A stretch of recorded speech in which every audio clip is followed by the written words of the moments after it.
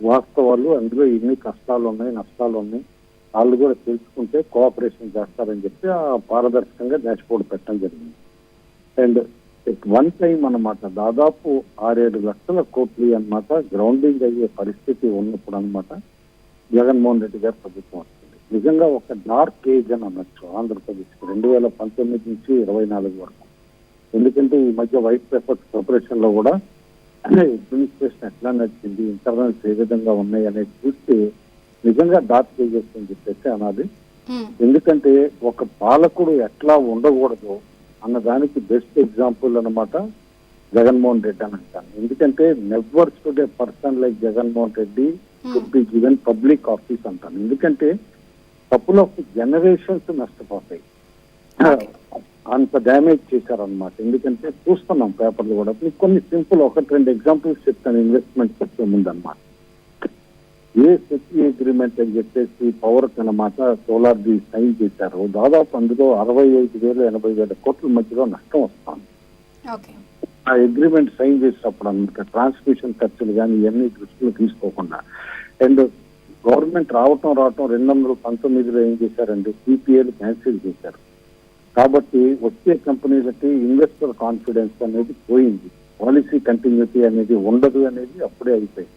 దాంతో ఏ పరిశ్రమ రాకుండా నీకేంటి నాకేంటి అన్న పద్ధతిలో క్విట్ ప్రోకో పద్ధతిలో అప్పుడు రెజ్యూమ్ నడిచేపాటికి అనమాట ఏ ఇన్వెస్ట్మెంట్స్ కూడా రాలేదు. ఇవన్నీ అర్థం చేసుకోవాలి. ఈ బ్యాక్గ్రౌండ్ చూసిన తర్వాత ఇప్పుడు చంద్రబాబు నాయుడు గారు రావటం is known for his vision, అది మనందరికీ తెలిసింది. ఎందుకంటే రేపు ఏమి జరగబోతుంది, పారిశ్రామిక విప్లవం ఏది రాబోతుంది అనేది యాంటిసిపేట్ చేయగలం. ఎవరికైనా 1998లో 99లో చూసాం ఏ విధంగా ఐటీకి బీజం వేశారు హైదరాబాద్ లో అనేది చూసాం. అట్లానే 2014 నుంచి అనమాట ఏపీ ఒకటి బైఫర్కేషన్ తర్వాత ప్రధానంగా అగ్రికల్చర్ ఎకానమీ అయిపోయింది, మనం వ్యవసాయ ఆధారిత ఎకానమీ అయిపోయింది. దాని నుంచి అనమాట కాస్త మార్పు కావాలి, మ్యానుఫ్యాక్చరింగ్ తీసుకురావాలి, లేకపోతే ఉద్యోగ కల్పన జరగదు అని చెప్పేసి ఆ దిశగా అడుగులేస్తా సైమల్టేనియస్ గా సర్వీసెస్ సెక్టర్ ఇంప్రూవ్ చేయాలని. అంటే ఏపీకి ఉన్నటువంటి పొటెన్షియల్ ని బేస్ చేసుకుని ఇప్పుడు మనకి రాయలసీమ ఉంది, సోలార్ ఎక్కువ ఉంటుంది, గోదావరి జిల్లాలు ఉంటాయి, అగ్రో బేస్డ్ గా ఉంటుంది. సో ఇలా కాన్సన్ట్రేటెడ్ గా వెళ్దాం అనుకుంటున్నారా? ఈసారి చాలా ఇంటిగ్రేటెడ్ ప్లాన్ ఉంటుందండి. ఎందుకంటే క్లియర్ కట్ గా అనమాట ఎక్కడ ఈచ్ డిస్ట్రిక్ట్ కూడా దానికి ఉన్న ప్రాధాన్యతలు ఏంటి, అందులో ఉన్న వనరులు ఏంటి, ఏ వనరులు బాగా వాడుకోవచ్చు అనేది మొత్తం ఆల్రెడీ ఒక డేటా మ్యాప్ ఉంది. ఆ డేటా మ్యాప్ ని బట్టి అనమాట సపోజ్ ఇప్పుడు అనంతపూర్ ఉంది, ఆల్రెడీ ఒక ఆటోమొబైల్ హబ్ కింద ఎమర్జ్ అవుతుంది, బెంగళూరుకి దగ్గరగా ఉంది.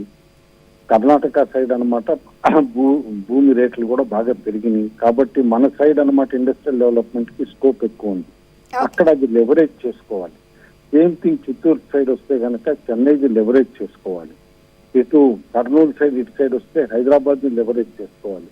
విశాఖపట్నం అనే జోన్ ఏ విధంగా మెట్రోగా ఎమర్జ్ అవుతుందో మనం చూసాం. కాబట్టి విశాఖపట్నానికి పోర్ట్ అడ్వాంటేజ్ ఉంది, కోస్ట్ లాంగ్ కోస్ట్ లైన్ మన రాష్ట్రానికి ఏదైతే ఉందో అది పోర్ట్ బేస్డ్ ఎకానమీగా డెవలప్ చేస్తే ఒక ఈస్టర్న్ గేట్వే అనమాట ఫర్ ఇండియా ఈస్ట్ అనమాట డెవలప్ అవుతుంది. కాబట్టి అనమాట మన వనరులు ఏంటి, మన కంపిటెన్స్ ఏంటి, మనం ఎందులో రాణించగలిగితే కనుక ఎక్కువ అవుట్ పెర్ఫార్మ్ చేయగలుగుతాం అనేది చూసుకునే ఆ విధంగా కూడా స్టెప్స్ ముందుకు వేయడం జరుగుతుంది. సార్ ఫైనల్ క్వశ్చన్, అంటే ఇప్పుడు వస్తున్న ఈ ఇన్వెస్ట్మెంట్స్ ఏదైతే రిఫైనరీ కానీ బ్యాటరీ కంపెనీ కానీ ఓవరాల్ గా గ్రౌండ్ అయితే ఎంత మేర ఎంప్లాయ్మెంట్ జనరేట్ అవ్వచ్చు? ఇప్పుడు రిఫైనరీ చాలా మంది చూస్తారండి, లైక్ బీపీసీఎల్ రిఫైనరీ నేను ముందు దాదాపు 70 నుంచి 75,000 కోట్లు అనమాట ఇన్వెస్ట్మెంట్ ఓవర్ 5 years అవుతుంది. బై 2030 లిటరలీ అనమాట వాళ్ళు ఈ రిఫైనరీ 12 million tons దగ్గర నుంచి స్టార్ట్ చేసి స్లోగా దాన్ని 16-17 million tons తీసుకెళ్ళడానికి మినిమం 20,000 పైచీలకు అనమాట ఎంప్లాయ్మెంట్ వస్తుంది, 20,000 పైగా అనమాట అప్ టు 25,000 వరకు. కానీ దానికంటే ఎక్కువ డౌన్ స్ట్రీమ్, ఎందుకంటే దానిపైన ఆధారపడే పరిశ్రమలు ఏవైతే రిఫైనరీ కంపెనీ యాన్సిలరీస్ అనుబంధ సంస్థలతోటి అనదర్ 60,000 to 70,000 ఎంప్లాయ్మెంట్ వచ్చే పరిస్థితి ఉంటుంది. కాబట్టి ఒక పెట్రో కారిడార్ లాగా అనమాట వైజాగ్ నుంచి మొదలుపెట్టి ఇటు బందర్ వరకు అనమాట ఇదంతా కూడా డెవలప్ అయితే కనుక 2-3 లక్షల ఉద్యోగాలు ఓవర్ ఏ పీరియడ్. అంటే ఇవన్నీ కూడా ఏదో ఊహాజనితంగా నేను చెప్పట్లా, ఏదో ఓవర్ నైట్ గా 2 years లో వస్తాయి 3 years లో వస్తాయి అని కూడా చెప్పట్లా. ఈ డెవలప్మెంట్స్ ఆన్ ట్రాక్ వెళ్తే కనుక నెక్స్ట్ 7 to 8 years లో డెవలప్మెంట్ జరుగుతుంది, అన్ని ఉద్యోగాలు కూడా వస్తాయి. అండ్ అదే ఇప్పుడు మనం చూస్తున్నాం సాంప్రదాయేతర ఏదైతే విద్యుత్ ఉందో రీన్యూబుల్ ఎనర్జీ అంటాము, దాంట్లో మనకి ఇంత పెద్ద